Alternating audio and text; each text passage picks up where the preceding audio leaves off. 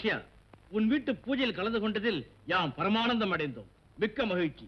யாம் இப்போது கன்னியாகுமரி செல்கிறோம். சந்தோஷம் சுவாமி. அல்லாடப்பா ஐயா, சுவாமியை வழி அனுப்பி விட்டு வா. சரிங்க. மங்களம் உண்டாகட்டும்.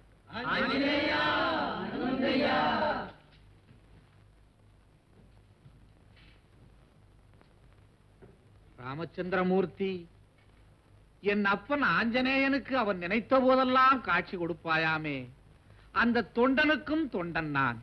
எனக்கு ஒரு முறை காட்சி கொடுக்க கூடாதா? ராம ராம ராம ராம ராம ராம ராம ராம ராம ராம ராம ராம ராம ராம ராம.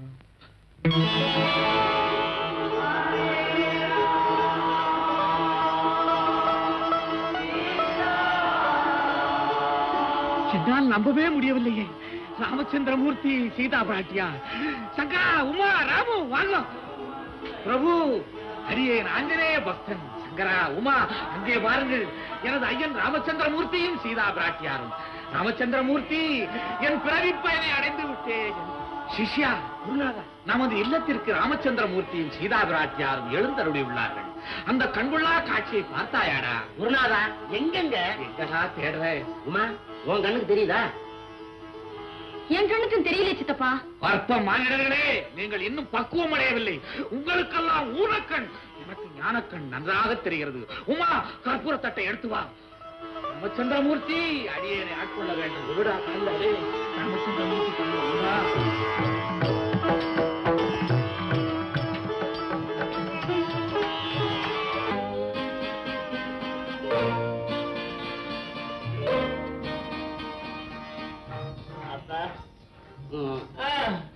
முகூர்த்தத்துக்கு நாள் பாருங்க. இந்தாங்க ஜாதகம். நோட்டு ரொம்ப நல்லா இருக்கு. எங்க வாங்கினேன்? திருடிக்கிட்டு வந்தேன். நாள் பாருங்க. சீதா, இது பொண்ணோட ஜாதகம். சுந்தரம், இது மாப்பிள்ளையோட ஜாதகம். எப்படிதான் கண்டுபிடிச்சீங்களோ? அது எனக்கு தெரியும். நாள் பாருங்க. 2ஆம் இடத்து செவ்வாய் 8ஆம் இடத்து சனியை பாக்குறான். பார்க்க கூடாது. என்னடா எடுத்துக்க என்ன சாப்பிடு. 3ஆம் இடத்துல வியாழன் மறைகிறான். மறையக்கூடாது. இருந்தாலும் இது ஒரு அபூர்வமான ஜாதகம். இந்த பொண்ணை கல்யாணம் பண்ணிக்க போற பையன் பெரிய கோடீஸ்வரனாக போறான்.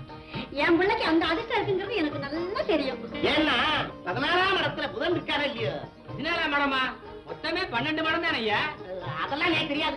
12ஆம் இடத்துல இருக்க வேண்டிய புதன் 2 மடம் தாண்டி இருக்கிறான். என்ன அர்த்தம்? புதன் அடிக்கடி தண்ணி போடுவோம், அதான் தாண்டான்னு அர்த்தம். மாமா, தண்ணி போடுறதுனா என்ன மாமா? நாளைக்கு சொல்லித்தரேன். போடா, அவர்கிட்ட போய் கத்துக்கோ. தேதி, கல்யாண தேதி எப்போ? அவசரப்படாதே, பொறுங்க. ஏமா, இவரு உங்களுக்கு பிள்ளையா? ஆமா, எனக்கு ஒரே புள்ளதான். ஐயோ பாவம், எப்படி? சரி விடு, நமக்கு என்ன? என்ன எதையும் மறைக்கிறீங்களே, விஷயத்தை சொல்லுங்க. வேண்டாமா, ஒரு கல்யாணத்தை நிறுத்தின பாவம் நேற்று வந்து சேர வேண்டாம். அப்படின்னா என்ன சொல்றீங்க? இந்த ஜாதக பொருத்தம் பார்த்தது யார்? எங்க ஊர் ஐயரு. இந்த காலத்துல சின்னஞ்சிறுசுகள்லாம் பார்க்க ஆரம்பிச்சு கொடுத்து. வேற ஒண்ணும் இல்ல, இந்த கல்யாணம் நடந்தா மாப்பிளைக்கு ஒரு சின்ன இடைஞ்சல். என்ன இடைஞ்சல்? 4 கண்டம் வந்து சேருது. அப்படி என்ன கண்டம்? 1 rail accident, 2 plane accident, 3 bus accident. இந்த 4வது கண்டம் இருக்கு, அதான் ரொம்ப அசிங்கமான கண்டம். நாய் கடிச்சு 40 ஊசி போடணும். அப்படியே 4 கண்டத்திலையும் தப்பிச்சுட்டா 4 பேரா சேர்ந்து அவனை ஒரே அடியா அடிச்சு கொண்டுடுவாங்க. அதேதான். அடே சும்மா ரெண்டா அடிச்சு நீதான்.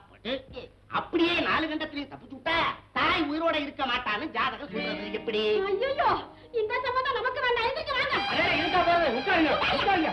முடியாத போய் எங்கேயோ போய் ஆக்சிடென்ட் ஆகிற கூட்டு.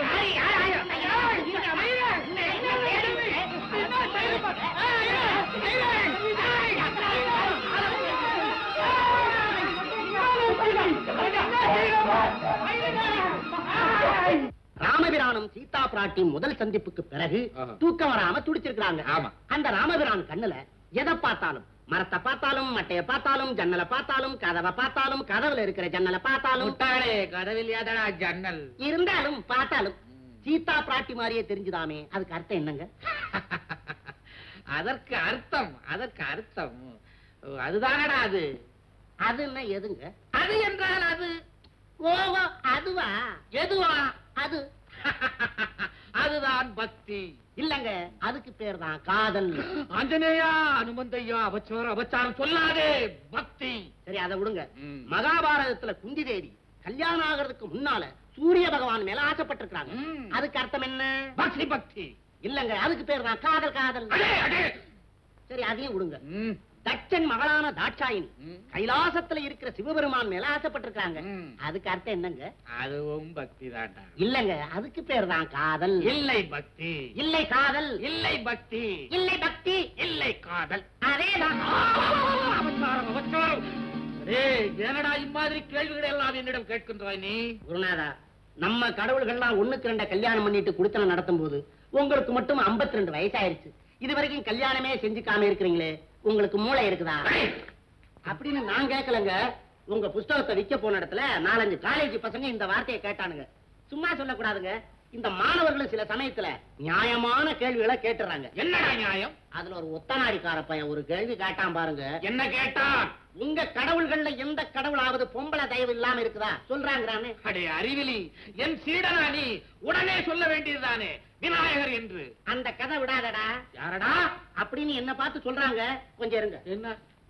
அவர் மடியிலையும் பொம்பளைங்க உட்கார்ந்து இருக்கிறாங்க பாருடான்னு இந்த படத்தை காட்டுறான்.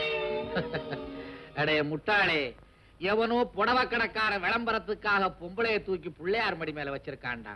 அடச்சி, அதை வச்சுட்டு படி. கடத்தருக்கு போய் கண்டதை வாங்கிட்டு வந்து என் கண்ணை கெடுக்கிறான். வேலையை தவிர படிடா. பருகிய நோக்கெனும் பாசத்தார் பிணைந்து ஓஹோ. ஒருவரை ஒருவர் தம் உள்ளம் ஈட்டதால் ஓஹோ, உள்ளம் ஈர்த்ததா? உள்ளம் ஈட்டதால் உள்ளம் ஈர்த்ததா? உள்ளம் ஈட்டதால் உள்ளம் ஈர்த்ததா? உள்ளம் ஈட்டதால். எதுக்குமா வந்த? எங்க பெரியப்பா எனக்கு வேற மாப்பிள்ளை பாக்குறாரு. அது ராமு கிட்ட சொல்லிட்டு போலான்னு வந்தேன். அதுக்கு இங்க வர்றது. உள்ளம் ஈட்டதால். உள்ளம் ஈர்த்ததா? மாடியில இருக்கிற ரூம்ல இருக்கிறான். உள்ளம் ஈட்டதால். எடுத்தாலும் 7 தடவை உள்ள ஈர்த்தது. என்ன அங்க போயிட்ட? அது யாரு பொண்ணு? அந்த காசி தீர்த்தம் கேட்டு வந்திருக்கீங்க. வயசு பொண்ணுக்கெல்லாம் காசு தீர்த்தம் இல்லைன்னு சொல்லி அனுப்பு. போமா போமா, கார்பரேஷன் பைப்ல ஒரு குடம் பிடிச்சிட்டு போய் இதுதான் காசி தீர்த்தம்னு சொல்லு போவோ. மாமூலா சந்திக்கிற இடத்துக்கு அவனை அனுப்பிச்சு வைக்கிறேன். நீ அங்க போய் காத்துக்கிட்டு போ. மறுபடியும் என்னடா பேச்சு? இல்லங்க, மணி 11 ஆயிருக்கு. கார்பரேஷன் பைப்ல தண்ணி வராதுன்னு சொல்லுச்சு. 4 மணிக்கு வருமா, 4-5 குடம் பிடிச்சுக்கேன். எப்படிங்க? இப்ப அதையெல்லாம் நம்பி டயத்தை சொல்லாத. அடி. ராமா ராமா.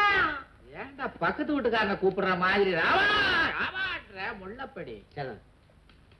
ராமா ராமா. ஏன்டா பழையபடி கத்துற? இப்ப நான் கத்தலங்க, கதையில ஜடாய் கத்துறேன். மிதுன காட்சியில ஏதுரா ஜடாயு? இந்த மாதிரி படலம் மாறி பயல்கள் எல்லாம் என்ன செய்யறது? அனுமான் மாதிரி தாண்டியே படல விட்டு படலாம். இப்பதான் என் ஞாபகம் வருது. அனுமார் கடல் தாவும் படலம் அடுத்து வருது. அதுக்கு முன்னால ஜடாய் உயிர் நீக்கும் படலம் படிக்கிறேன். நேற்றுக்கு அங்கதானுங்க விட்டான். அடிடா. ராமா ராமா ராமா, உன் சீதா பிராட்டி அசோக் நகரிலே காத்துக் கொண்டிருக்கிறாள். ஓ, ஓ. அடே அடே, என்னடா படிக்கின்றாய்? அசோக் நகர் அல்ல, அசோகவனம். ஆமாங்க, அசோகவனத்தில் சீதா பிராட்டி காத்துக் கொண்டிருக்கிறாள். போ போ என்றான் ஜடாய். ராமனோ தயங்கினான். ராமா, ஏனப்பா தயக்கம்? இவரை பற்றி நீ ஒன்றும் கவலைப்படாதே, நான் பார்த்துக் கொள்ளுகிறேன். நீ போ போ. யார நீ பாத்துக்கிறேன்ற? யார போன்ற?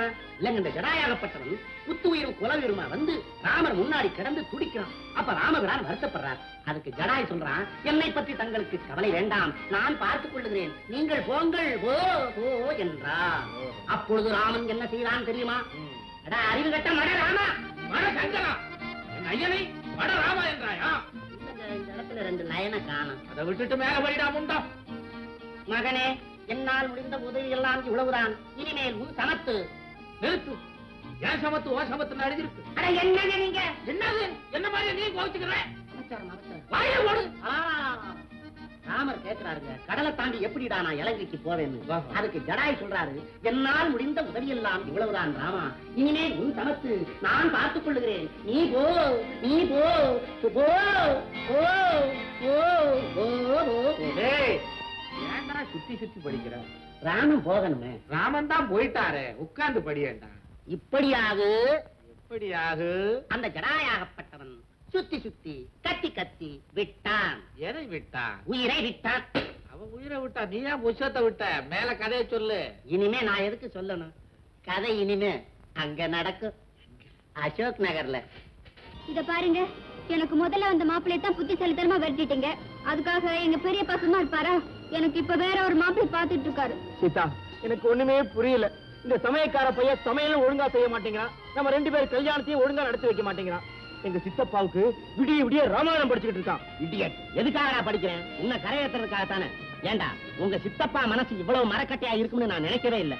புராணத்துல இருந்து உதாரணம் எல்லாம் எடுத்து சொல்றேன், இன்னும் என்னென்னமோ சொல்றேன், கொஞ்சம் கூட மசிய மாட்டேங்கிறாரு. இப்ப என்னடா பண்றது? இதுக்கு வேற ஒரு வழி இருக்கு. என்னடா அது? ஆலந்தூர் ஆண்டாள்னு ஒரு நடிகை, அவ எனக்கு தெரிஞ்சவ. அவளை விட்டு உங்க சித்தப்பாவுக்கு காதல் கடிதம் எழுத சொல்றேன். ஐயோ, காதல் கடிதமா? அதனால நமக்கு என்னடா பிரயோஜனம்? டேய், அதுக்கு உங்க சித்தப்பா பதில் காதல் கடிதம் எழுதுவாரு. அந்த லெட்டரை நாம வாங்கி வச்சுக்கிட்டு உங்க சித்தப்பா கிட்ட போய், இந்த வயசுல நீங்க காதல் கடிதம் எழுதுறீங்களே, வயசு பிள்ளைங்க என்ன செய்யும் அப்படின்னு மிரட்டி உங்க கல்யாணத்துக்கு சம்மதிக்க வைக்கிறேன். எனக்கு என்னமோ இதுல கொஞ்சம் கூட நம்பிக்கை இல்ல. போடா, அந்த ஆண்டாள் எழுதுற காதல் கடிதத்தை கிழிச்சு போட்டுட்டு எங்க சித்தப்பா சும்மா இருப்பாரு. அடேய், அடேய், அடி மேல அடி அடிச்சா அம்மிய நகரும். இந்த வயசான உங்களுக்கு சபலம் வந்தா என்ன நடக்கும்னு எனக்கு தெரியும்டா. பேசாம கூட வா.